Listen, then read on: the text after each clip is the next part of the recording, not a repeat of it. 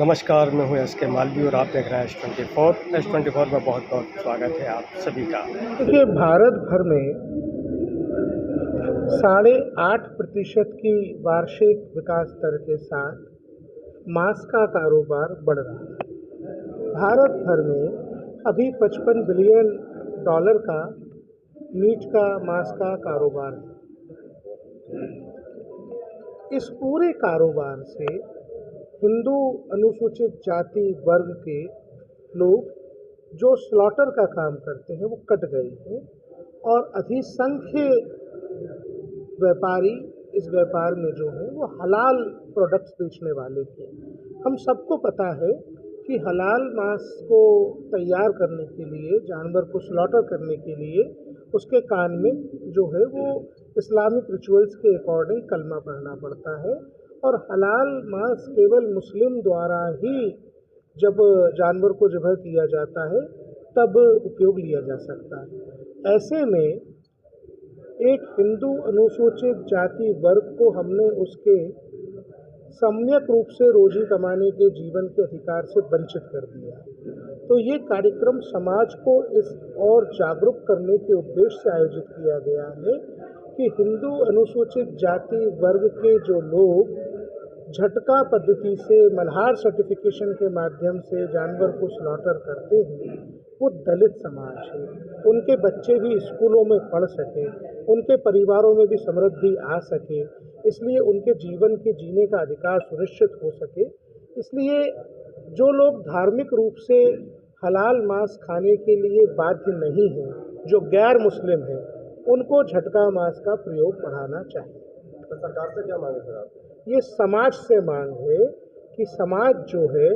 वो कम से कम जो लोग धार्मिक रूप से बाध्य नहीं हैं हलाल खाने के लिए वे झटका मांस खाएं, जिससे अनुसूचित जाति वर्ग के ये हिंदू परिवार जो हैं वो अपनी जीविका का अधिकार सुनिश्चित कर सकें। सरकार तो केवल इसमें ये सहयोग कर सकती है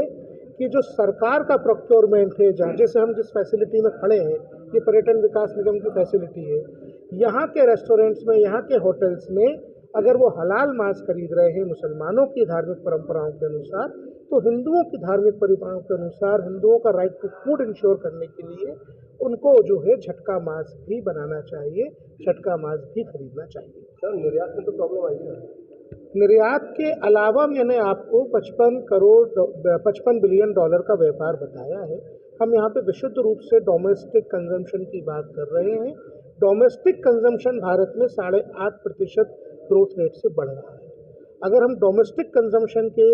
मामले में हिंदू अनुसूचित जाति वर्ग के लोगों को एक रोजगार से वंचित करेंगे तो ये उनके जीवन के अधिकार पर प्रश्न चिन्ह लगाता है। सर, निर्यात को लेकर देखा जा रहा है कि अगर ये इस तरीके के जो मांस बाहर विदेशों में जाएगा तो वहाँ तो इसकी डिमांड नहीं है, लेकिन इससे अपने को कारोबार में कमी आएगी ना। जैसे कि प्रियांक जी ने भाषण में बोला है कि जो यहूदी समाज है वो यहूदी समाज के अनुरूप पूरे विश्व भर में कोशर मीट मिलता है, पूरे विश्व भर में कोशर की संधि उपलब्ध है, लेकिन हिंदू समाज के कुछ अभाव के कारण, कुछ वैचारिक अभाव के कारण विश्व भर में झटका मांस की अभाव है। और अभी भी प्रियांक जी ने जैसा बोला है कि डोमेस्टिक जो मार्केट है, जो अपना इंडिया का मार्केट है, वही बहुत बढ़िया मार्केट है, वो मार्केट पे ही फोकस करना चाहिए। इसके अलावा तो बाकी दूसरी का तो कहीं नहीं, आप देख लीजिएगा कि पूरे विश्व भर में कोशर मीट मिलता है। देश तो एक ही है, देश हिंदुओं का भी एक ही है, मुख्य रूप से भारत, हिंदुस्तान। तो जैसे कि यहूदियों ने उनका प्रभाव पूरे विश्व में छोड़ा है, जहाँ भी जाते कोशर की मांग की जाती है, वैसा हिंदू समाज ने, आपने प्रश्न पूछा कि सरकार से क्या मांग है, सरकार से नहीं भाई साहब, अपने समाज से मांगे। जो हिंदू समाज है वो बाहर जाके मुख्य रूप से अगर झटका की मांग करते हैं, मल्हार प्रमाण पत्र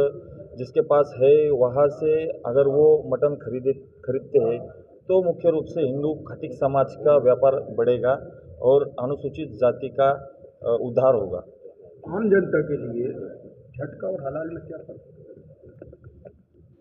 झटका और हलाल में आम जनता का जो देखा जाए तो सामाजिक रूप से प्रभाव है। जो हिंदू समाज है उसकी मुख्य धारा है के रूप से जो वैदिक काल के रूप से देखा जाए तो झटका ही मान्य है हिंदू समाज में। तो हमें हिंदू समाज से निवेदन है कि जहाँ भी जाए झटका की मांग की जाए और झटका जहाँ पे है वहाँ पे जाना पसंद करना चाहिए हिंदू समाज को। इस अभिनव कार्यक्रम में आज के कार्यक्रम के हमारे मुख्य अतिथि जल संसाधन मंत्री माननीय तुलसी सिलावट जी, जिनके संयोजकत्व में ये पूरा कार्यक्रम यहाँ आयोजित हो रहा है, ऐसे हमारे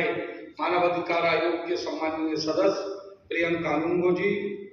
हमारे कुरबाई के सम्माननीय विधायक हरी सप्रे जी, सोनकच्छ के हमारे सम्माननीय विधायक राजेश सोनकर जी, मंच पे विराजमान हमारे समाज के वरिष्ठ समाज सेवी हृदय किरार जी, भोपाल समाज के हमारे सम्माननीय अध्यक्ष महेश किरार जी,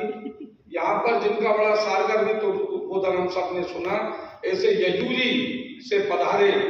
हमारे सम्माननीय प्रियंक जी,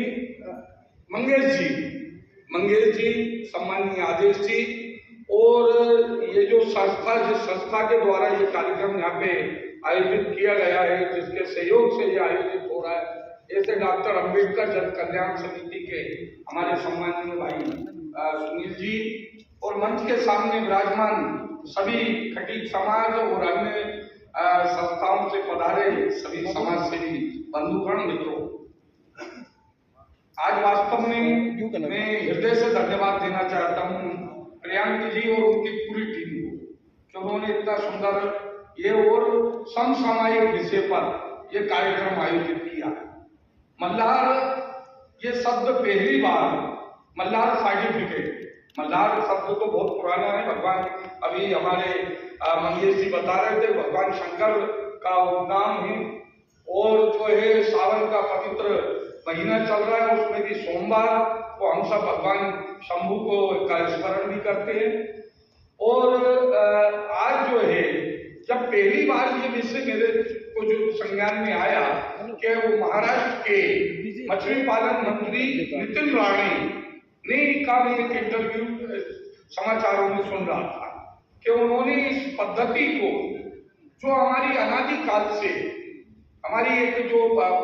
क्योंकि भारतीय संस्कृति सनातन संस्कृति में यज्ञों का बड़ा महत्व है और यज्ञों में बलि का भी महत्व रहा है, और बलि जो है वो देवताओं को या यज्ञ में जो दी जाती रही है वह झटके से दी जाती रही है,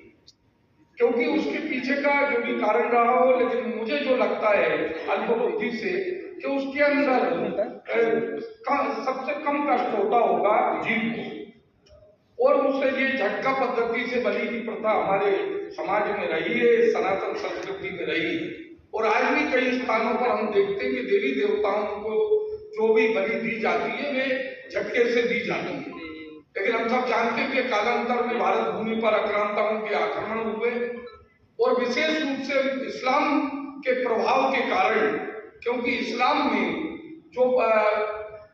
मांस का जो खाने का जो उसकी परंपरा है वे परंपरा है हलाल की, क्योंकि वो जीवा करके उसको जीव को जो है और वो हलाल कर कर उसको खाते हैं, और उनको झटका जो है ये उनके धर्म के हिसाब से इस्लाम के अनुसार हराम बताया गया है। और हमारे यहाँ चूंकि झटके की परंपरा रही है तो ये दो संस्कृतियों का बड़ा विरोधाभास है इसमें, लेकिन चूंकि जैसा मैंने पहले कहा कि इस्लाम के आक्रांताओं के आक्रमण के कारण हमारे ऊपर भी उसका प्रभाव रहा, और उसके कारण कई हमारे ऐसे बंधु जो दुकानें करते हैं वे हलाल पद्धति से भी दुकानें यहाँ पर भोपाल में और पूरे देश भर में होती हैं। आपने बीच में देखा होगा ट्रेनों में खाने के ऊपर या अन्य भी जो खाद्य पदार्थ है उसके ऊपर हलाल ये सर्टिफिकेट की मांग लोगों के द्वारा की जाती रही है, इस पर बार बार चर्चा होती है। सिख समाज में भी झटका पद्धति का प्रचलन रहा है, और ये वास्तव में हमारी प्राचीन पद्धति है, हमारी हिंदू संस्कृति से जुड़ी हुई पद्धति है। नमस्कार, आज के लिए इतना ही। हम कल फिर मिलेंगे एक बड़ी खबर को लेकर। तब तक के लिए दीजिए मुझे इजाज़त। नमस्कार।